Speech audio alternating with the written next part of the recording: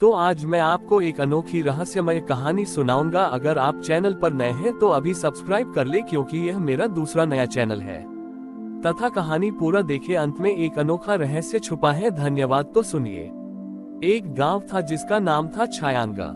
इस गांव की सबसे बड़ी खासियत ये थी कि यहाँ के लोग अपनी यादों को बहुत जोकर रखते थे। उनकी एक अजीब सी परंपरा थी कि दुर्गा पूजा की कलश स्थापना के लिए उन्हें किसी ऐसी वस्तु का उपयोग करना होता था जो किसी बहुत पुरानी और प्यारी स्मृति से जुड़ी हो।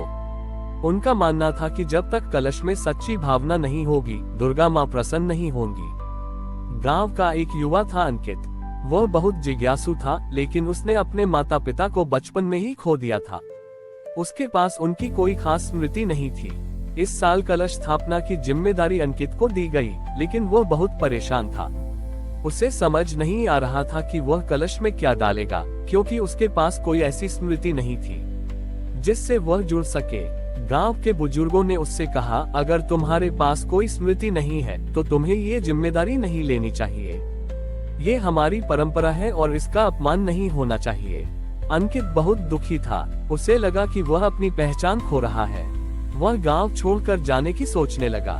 तभी उसे अपने बचपन की एक बात याद आई। उसकी माँ ने उसे एक बार कहा था, बेटा, जब भी तुम्हें अकेलापन महसूस हो तो अपने मन में उन लोगों को याद करना जो तुमसे प्यार करते हैं। उनकी यादें ही तुम्हारी सबसे बड़ी ताकत है। अंकित ने गांव छोड़कर जाने का फैसला बदल दिया। वह एक जंगल में गया और वहां से कुछ सूखी पत्तियां और मिट्टी लेकर आया। उसने मिट्टी को एक कलश का रूप दिया और उस पर उन पत्तियों को चिपका दिया। ये सब करते हुए उसके मन में कोई खास स्मृति नहीं थी, बस एक खालीपन था। जब वह गांव वापस लौटा और कलश को लेकर पंडाल में गया तो सभी ने उसका मजाक उड़ाया। ये कैसा कलश है? ये तो सिर्फ सूखी पत्तियों और मिट्टी का बना है, इसमें कोई स्मृति नहीं है। अंकित ने सभी से कहा, हाँ, इसमें कोई खास स्मृति नहीं है, लेकिन मैंने इसे अपने खालीपन से बनाया है। गांव के लोग उसकी बात सुनकर हैरान थे। तभी एक अद्भुत घटना हुई। उस कलश से एक धुंधली सी रोशनी निकलने लगी। उस रोशनी में गांव के सभी बुजुर्गों ने अपने उन प्रियजनों के चेहरों को देखा जिन्हें वे खो चुके थे। किसी ने अपने माता पिता को देखा तो किसी ने अपने बचपन के दोस्त को। ये सभी चेहरे उस कलश पर उभर रहे थे, जैसे वे हमेशा से वहां थे। गांव के लोग उस कलश को देखकर भावुक हो गए। उन्होंने महसूस किया कि स्मृति का कलश किसी एक व्यक्ति के लिए नहीं, बल्कि पूरे गांव के लिए था। अंकित ने उन्हें सिखाया कि हमारी सबसे कीमती यादें वो नहीं होती जिन्हें हम भौतिक रूप में संजोकर रखते हैं, बल्कि वो होती हैं जो हमारे दिलों में हमेशा जीवित रहती हैं। उस दिन से छायांगा में एक नई परंपरा शुरू हुई।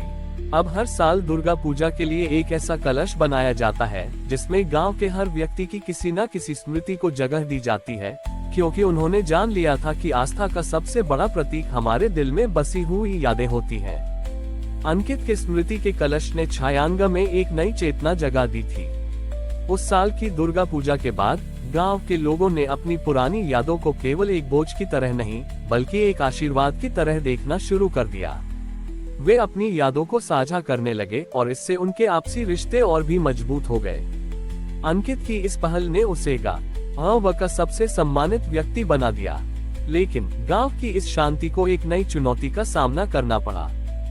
गांव के पास के एक शहर से एक कंपनी आई जो लोगों की पुरानी यादों को डिजिटल रूप में सहेजने का काम करती थी। उस कंपनी का मालिक देव बहुत ही चालाक था। उसने गांव में आकर कहा, आप लोग अपनी यादों को इस तरह से खो रहे हैं। मैं आपकी हर याद को डिजिटल रूप में सुरक्षित कर दूंगा ताकि आप उसे कभी न भूलें। गांव के कुछ युवा देव की बातों से प्रभावित हो गए। उन्हें लगा कि यह उनकी यादों को हमेशा के लिए सुरक्षित रखने का एक अच्छा तरीका है। अंकित ने देव की इस सोच का विरोध किया। उसने कहा, हमारी यादें हमारे दिलों में बसती हैं, उन्हें किसी डिवाइस में कैद नहीं किया जा सकता। देव ने अंकित की बात पर हंसते हुए कहा, आज की दुनिया में सब कुछ डिजिटल है। तुम्हारी यह पुरानी सोच अब काम नहीं आएगी। अगले साल दुर्गा पूजा का समय आया तो गांव दो हिस्सों में बंट गया।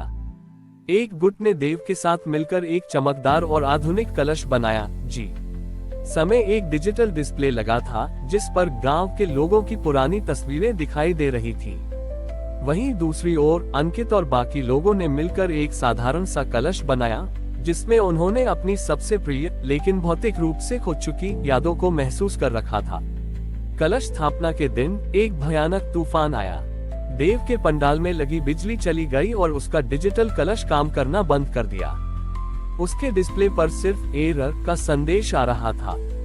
देव और उसके साथी बहुत परेशान हो गए। उसी समय अंकित के पंडाल में लगा साधारण सा कलश चमक रहा था। उसमें एक ऐसी रोशनी निकल रही थी जिसमें गांव के हर एक व्यक्ति के बचपन, संघर्ष और प्यार की कहानी थी। उस कलश से एक मधुर ध्वनि निकल रही थी जो सिर्फ सुनाई नहीं दे रही थी बल्कि महसूस की जा रही थी। गांव वालों ने महसूस किया कि सच्ची यादें किसी डिवाइस में नहीं बल्कि हमारे दिलों में होती हैं और उन्हें कभी खोया नहीं जा सकता। उस दिन देव को अपनी गलती का एहसास हुआ। उसने अंकित के पास जाकर माफी मांगी और कहा, तुम्हारे गांव ने मुझे सिखाया है कि सच्ची दौलत यादें होती हैं और उन्हें किसी भी कीमत पर खरीदा नहीं जा सकता। अंकित के स्मृति के कलश ने छायांगम में एक नई परंपरा स्थापित कर दी थी, जहां लोग अब अपनी यादों को डिजिटल रूप में असहेजने के बजाय उन्हें एक दूसरे से साझा करके जीवंत रखते थे। देव भी गांव में ही रह गया और उसने अंकित के साथ मिलकर एक नया केंद्र स्थापित किया जिसका नाम स्मृति कुटीर रखा गया। इस कुटीर में लोग अपनी कहानियों को सुनाते थे और कलाकार उन कहानियों को चित्रों में ढालते थे ताकि अगली पीढ़ी उन्हें महसूस कर सके। कई साल बीत गए। अंकित अब एक बुजुर्ग व्यक्ति बन गया था, लेकिन उसकी याददाश्त कमजोर होने लगी थी। वह लोगों के नाम और चेहरे भूलने लगा था। गांव के लोग बहुत दुखी थे। उन्हें डर था कि कहीं उनकी यादों का ये संरक्षक अपनी ही यादें न खो दे। दुर्गा पूजा का समय नजदीक आ रहा था, लेकिन इस साल कोई भी कलश की तैयारी नहीं कर रहा था। सभी उदास थे। उन्हें लगा कि अगर अंकित ही अपनी यादें भूल रहा है तो उनकी अपनी परंपरा का क्या होगा। एक रात गांव के सभी लोग अंकित के घर के बाहर चुपचाप बैठ गए। वे नहीं जानते थे कि क्या करें। तभी अंकित की पोती काव्या बाहर आए। काव्या ने अपने दादाजी की बीमारी को बहुत करीब से देखा था। वह जानती थी कि उनके लिए अब कुछ भी याद रखना कितना मुश्किल है। काव्या ने गांव के लोगों से कहा, दादाजी ने हमें सिखाया है कि यादें किसी व्यक्ति में नहीं बल्कि हम सब में होती हैं। अगर दादाजी अपनी यादें भूल रहे हैं तो हमें उनकी यादों को छोटी ही लकर सजोना होगा। काव्या ने गांव के सभी लोगों को एक एक करके बुलाया। उसने उनसे पूछा कि उनकी अंकित के साथ सबसे प्रिय याद कौन सी है। किसी ने बताया कि कैसे अंकित ने उन्हें बचपन में एक कहानी सुनाई थी, तो किसी ने बताया कि कैसे उसने एक बार उन्हें मुश्किल से बचाया था। काव्या ने एक बड़ा सा खाली कलश लिया। उसने हर व्यक्ति से सुनी हुई याद को एक छोटे कागज पर लिखा और उस कागज को कलश के अंदर डाल दिया।